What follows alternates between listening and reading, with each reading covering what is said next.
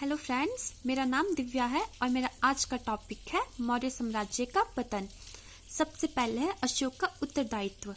अशोक ने कलिंग युद्ध के पश्चात युद्ध नीति सदा के लिए त्याग दी थी, जिस कारण मौर्य सेना युद्ध कला तथा वीरता आदि गुणों को भूल गई। अशोक के दुर्लभ उत्तराधिकारी। अशोक के पश्चात राज्य का नेतृत्व दशरथ तथा बृहस्पति जैसे अयोग्य तथा दुर्लभ उत्तराधिकारियों के हाथों में आ गया। वे विशाल मौर्य साम्राज्य के दायित्व को संभालने में असमर्थ रहे। उत्तराधिकारी के कानून का अभाव। मौर्य साम्राज्य में उत्तराधिकारी के कानून का अभाव था, जिसके कारण राजा की मृत्यु के पश्चात उसके पुत्रों में सिंहासन की प्राप्ति के लिए युद्ध आरंभ हो जाता था। तानाशाही शासन। मौर्य साम्राज्य में तानाशाही शासन की स्थापना की गई थी। सभी शक्तियां राजा को प्राप्त थी। जब तक राज्य का नेतृत्व चंद्रगुप्त मौर्य और अशोक जैसे शासकों ने किया, तब तक साम्राज्य उन्नति करता रहा।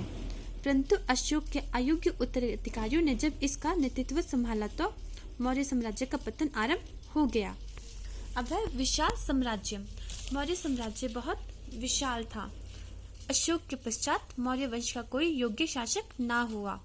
यातायात के साधनों के अभाव के कारण मौर्य साम्राज्य को नियंत्रण में रखना बड़ा कठिन हो गया। अब है राजधानी का केंद्र में ना होना। मौर्य शासकों की राजधानी पाटलिपुत्र थी। ये राजधानी मौर्य साम्राज्य के केंद्र में नहीं थी, इसलिए वहां से दूरस्थ प्रदेशों को नियंत्रण में रखना कोई सरल कार्य ना था। अब है साम्राज्य का विभाजन। अशोक के समय तक मौर्य साम्राज्य में एकता बनी रही, परंतु अशोक की मृत्यु के पश्चात मौर्य साम्राज्य अनेक भागों में बंट गया। वह वित्तीय संकट। चंद्रगुप्त मौर्य ने शासन प्रबंधन में वित्त के महत्व को समझते हुए बहुत कुशल आर्थिक प्रबंध की स्थापना की। अशोक के शासनकाल तक तो साम्राज्य की वित्तीय स्थिति अच्छी रही।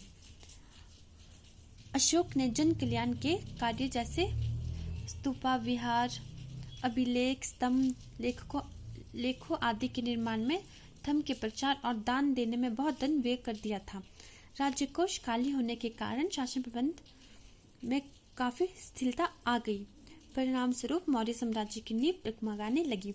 अब हमने कौन कौन से पॉइंट पढ़े थे, अब हम देखते हैं। सबसे पहले था अशोक का उत्तरदायित्व, अशोक के दुर्लभ उत्तराधिकारी के कानून का अभाव, तानाशाही शासन, विशाल साम्राज्य, राजधानी का केंद्र में ना होना, साम्राज्य का विभाजन और वित्तीय संकट। आज के लिए बस इतना ही। Thank you.